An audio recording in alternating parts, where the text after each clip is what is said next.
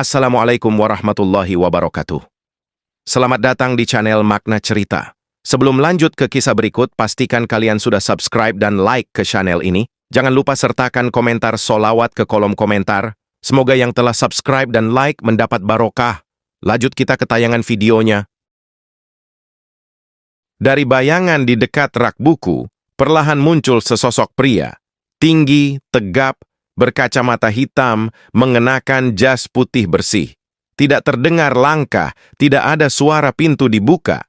Sosok itu muncul begitu saja, seolah sejarah sendiri mengangkat tabirnya malam itu. Prabowo mematung. Ia tahu, tanpa perlu diperkenalkan, siapa yang berdiri di hadapannya. Irgan Soekarno, Proklamator Republik Indonesia, Bapak Bangsa. Wajah Soekarno tidak menunjukkan senyum. Ia berdiri diam, menatap tajam ke arah Prabowo. Suara yang keluar dari mulutnya rendah, namun bergema seperti suara yang tidak hanya berasal dari tenggorokan manusia, tapi dari dasar bumi tempat sejarah disimpan. Apa yang kau lakukan dengan Republik ini, Prabowo? Prabowo ingin menjawab, namun suaranya tertahan. Ia berdiri seperti seorang kadet muda, menghadapi penguji yang tahu seluruh isi hatinya. Soekarno melangkah pelan ke arah meja. Pandangannya menelisik dokumen-dokumen di atasnya. Kau pikir kekuatan sebuah bangsa ada pada senjata? Pada angka-angka pertumbuhan? Pada perjanjian dagang yang hanya menguntungkan segelintir orang? Dengan suara pelan, Prabowo mencoba menjawab, "Saya sedang memperkuat Indonesia, Bung. Dunia berubah. Kita harus siap. Saya berusaha menjaga kedaulatan." Soekarno menatapnya dalam. Dunia memang berubah, tapi penderitaan rakyat tidak berubah. Mereka masih tidur dengan perut kosong, masih menggantungkan harapan pada janji yang tidak kunjung datang. Kau lupa, kekuatan terbesar bangsa ini bukan pada tentara, tapi pada cinta rakyatnya. Ia mendekat lagi. Prabowo, kau tahu apa yang terjadi di desa-desa? Anak-anak masih berjalan berkilo-kilometer demi sekolah. Petani kehilangan sawahnya karena proyek. Nelayan tidak bisa melaut karena laut dibatasi, tapi istana tetap berdiri megah.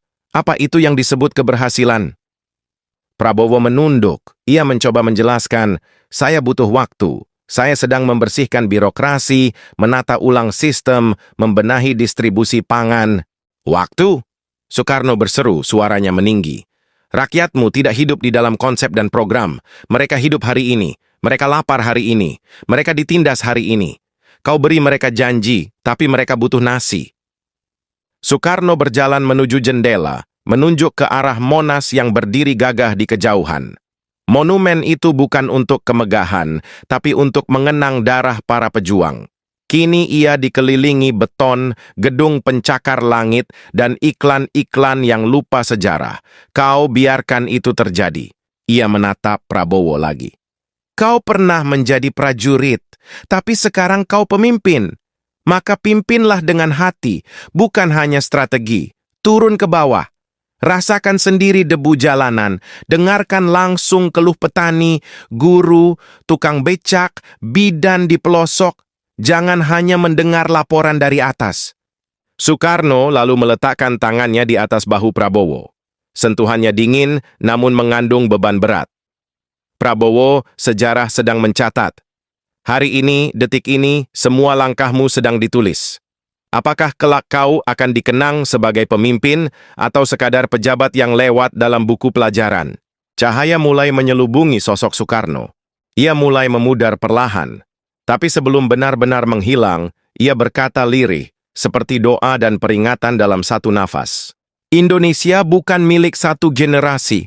Ia adalah amanah lintas zaman.